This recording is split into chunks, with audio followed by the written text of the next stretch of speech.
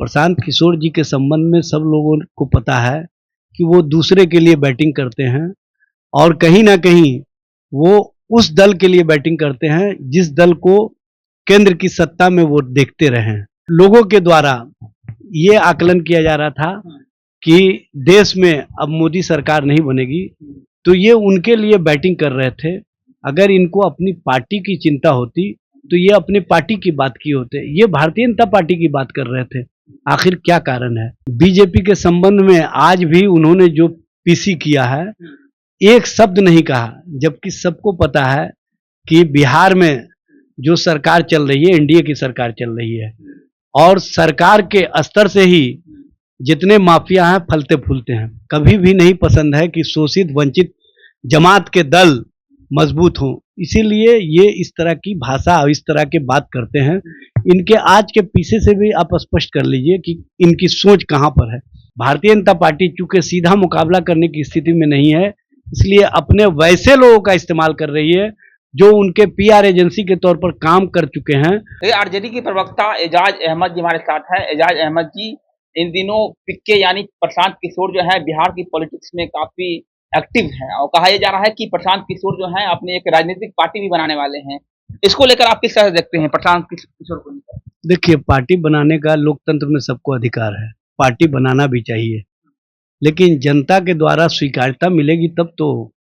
प्रशांत किशोर जी के संबंध में सब लोगों को पता है कि वो दूसरे के लिए बैटिंग करते हैं और कहीं ना कहीं वो उस दल के लिए बैटिंग करते हैं जिस दल को केंद्र की सत्ता में वो देखते रहे। उनकी राजनीति या उनका जो पीआर एजेंसी है वो उन्हीं के लिए काम करते रहा है और उनकी राजनीति की शुरुआत या राजनीतिक उनके हितों की रक्षा के लिए ये उनके साथ 2014 से जुड़े हैं। तो जिसका जुड़ाव शुरू से ही कहीं ना कहीं जो दृष्टिकोण है देश के राजनीति में और जिस तरह से वो दृष्टि प्रस्तुत करते हैं, वो दृष्टि उनका इस बार के लोकसभा चुनाव में भी दिख गया। जब सारे लोगों के द्वारा ये आकलन किया जा रहा था कि देश में अब मोदी सरकार नहीं बनेगी, तो ये उनके लिए बैटिंग कर रहे थे। अगर इनको अपनी पार्टी की चिंता होती तो ये अपनी पार्टी की बात किए होते, ये भारतीय जनता पार्टी की बात कर रहे थे। आखिर क्या कारण है? कहीं ना कहीं इनको इस बात का सोच है कि हम पार्टी की स्थिति से बिहार में मजबूत नहीं हो सकते, हम पीआर एजेंसी ही के माध्यम से मजबूत हो सकते हैं। तो पीआर एजेंसी के लिए उनको उनका तारीफ करना आवश्यक है, जिनके लिए 2014 में भी काम किए थे। लेकिन एजाज जी, जब भी प्रशांत किशोर का कोई बयान वायरल होता है, भाषण वो देते हैं, उसमें वो बीजेपी पर भी कटाक्ष करते हैं, आरजेडी पर भी कटाक्ष करते हैं और जदयू पर भी कटाक्ष करते हैं। तो आप ये कैसे कह सकते हैं कि उनका जो सोच है वो बीजेपी के साथ मिलती है? देखिए, बीजेपी पर कभी कटाक्ष नहीं करते हैं। बीजेपी के संबंध में आज भी उन्होंने जो पीसी किया है, एक शब्द नहीं कहा, जबकि सबको पता है कि बिहार में जो सरकार चल रही है, एनडीए की सरकार चल रही है और सरकार के स्तर से ही जितने माफिया हैं फलते फूलते हैं। लेकिन उन माफियाओं के फलने फूलने में जिस दल की भूमिका है उसकी चर्चा कहीं नहीं किए।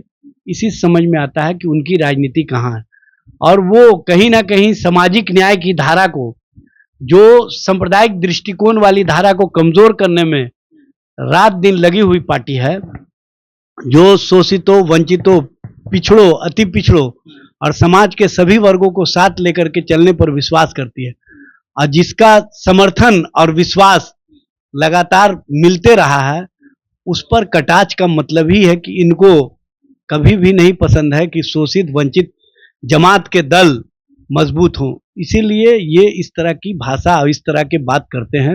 इनके आज के पीछे से भी आप स्पष्ट कर लीजिए कि इनकी सोच कहां पर है, इनका दृष्टि कहां पर है। इनका कहीं ना कहीं जो समाज के शोषित वंचित को हक और अधिकार देने, मान सम्मान देने के प्रति चिंता रखता है, उसी दल को ये टारगेट करते हैं, क्योंकि इनका सोच उसी तरह का है जिस तरह का सोच भारतीय जनता पार्टी का या अन्य दलों का है। तो आरजेडी पे फर्क पड़ेगा इसका, क्योंकि प्रशांत किशोर अगर एक्टिव हो गए हैं बिहार के पॉलिटिक्स में, तो आरजेडी को भी झटका लगेगा इसका। देखिए, राष्ट्रीय जनता दल के नेता तेजस्वी प्रसाद यादव 17 महीनों में जो काम किए और 17 महीनों में उनके द्वारा जो नौकरी और रोजगार के मामले को आगे बढ़ाया गया, जिस तरह से 75% आरक्षण की व्यवस्था की गई, जिस तरह से बिहार के सर्वांगीण विकास के काम किए गए, जिस तरह से बिहार में चिकित्सा और शिक्षा के क्षेत्र में लगातार मजबूती के लिए जो आयाम दिए गए, वो स्पष्ट रूप से दिखा, ये बताने की आवश्यकता नहीं है। और आम जन भी तेजस्वी प्रसाद यादव के नेतृत्व पर विश्वास करते हैं, समर्थन करते हैं, जिस कारण प्रधानमंत्री नरेंद्र मोदी तक बेचैन रहे और बिहार में बार बार उनको दौरा करना पड़ा। ये स्पष्ट रूप से तेजस्वी प्रसाद यादव और लालू प्रसाद के सामाजिक न्याय के प्रति जो आम जन का कहीं ना कहीं जुड़ाव है, वो स्पष्ट रूप से दिखता है, जिस कारण बेचैनी में भारतीय जनता पार्टी चूंकि सीधा मुकाबला करने की स्थिति में नहीं है, इसलिए अपने वैसे लोगों का इस्तेमाल कर रही है जो उनके पीआर एजेंसी के तौर पर काम कर चुके हैं और जिनकी भूमिका उनको पता है कि ये सिर्फ और सिर्फ पीआर एजेंसी ही चला सकते हैं, पार्टी नहीं चला सकते हैं, क्योंकि इनका संघर्ष में, आंदोलन में बिहार के मिट्टी और गिट्टी से जुड़ाव नहीं रहा है। कोई फर्क नहीं पड़ने वाला है। यहाँ जब प्रधानमंत्री नरेंद्र मोदी तेजस्वी जी के नेतृत्व, तेजस्वी जी के समर्थन और विश्वास के सामने नहीं टिक पाए, तो ये प्रशांत किशोर कहाँ पर टिकने वाले हैं। ये तो उसी तरह से है कि जैसे पिछले दरवाजे से कुछ बोरो प्लेयर्स को ला करके टीम इस्तेमाल करती है और उनको फिर वही स्थिति में पहुंचा देती है कि टीम का काम हो गया, उसके बाद अब आवश्यकता नहीं है। तो ऐसे लोग इस्तेमाल होने वाले चीज है, इस्तेमाल होते रहे। ये पीआर एजेंसी को ही ठीक करने के लिए इस तरह का कवायद कर रहे हैं। राजनीति इनके बस की बात नहीं है।